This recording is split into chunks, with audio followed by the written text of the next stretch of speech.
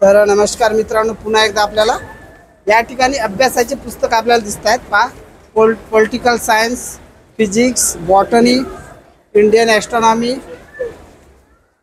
वगैरे नाही सर्वच दाखवणार आहे। ऑब्जेक्टिव्ह इंग्लिश म्हणजे अभ्यासाची पुस्तक या ठिकाणी, विज्ञानाची, इंग्रजीची आणि त्याचप्रमाणे सेकंड ईआरसी रिपोर्ट समरी वगैरे, UGCI जवाहर नवोदय विद्यालयाची पुस्तक या ठिकाणी दिसत आहेत। पहा, हे सर्व विविध वयोगटातील नागरिक या ठिकाणी पुस्तक घेण्यासाठी गर्दी करतात। पहा, देखिए हम जहाँ से आपसे बात कर रहे हैं, अवचेतन, आपके अवचेतन मन की शक्ती। पहा, हे माणसाच्या स्वरूपाचं म्हणजे खरं दर्शन घडवणारं पुस्तक आहे।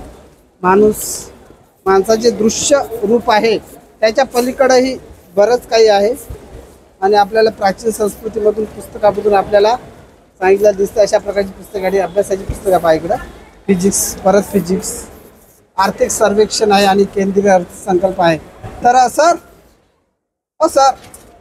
काय आर्थिक सर्वेक्षण आणि केंद्रीय अर्थसंकल्प दिसतं, कधीचा अर्थसंकल्प आहे? हे सिलेबसचं पुस्तक आहे NAPचं। ठीक आहे, मी नंतर घेऊन जाईन। तर इकडे बॉटनी, स्पेस सायन्स, मराठ्यांचा इतिहास, हे पुस्तक केवढ्याचं आहे?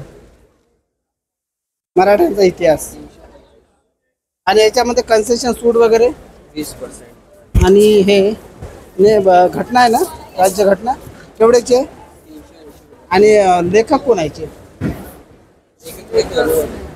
आणि म्हणजे लेखक नाही म्हणजे ते प्रिंट वगैरे केलेलं आहे, मराठीत आहे की? मराठी आहे ना, ठीक आहे।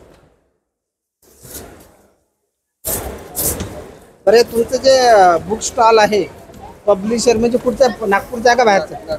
नागपूरमध्ये कुठे? नेहमीसाठी असते का तुमचं दुकान तिथे? ठीक आहे, दुकानाचं पहा, या दुकानाचं हे नाव आहे साई ज्योती प्रकाशन नागपूर आहे आणि हे नागपूरचंच प्रकाशन आहे। नागपूरला त्यांचं दुकान नेहमीसाठी असते। ठीक आहे, सामान्य ज्ञान दिसते इथं, कॉमन जनरल नॉलेज, सेट नीट वगैरे वगैरे सर। पहा, इथं अष्टावक्र गीता दिसतंय, श्रीमद भगवत गीता। तर पहा, नाही म्हणजे थोडं उघडून दाखवा।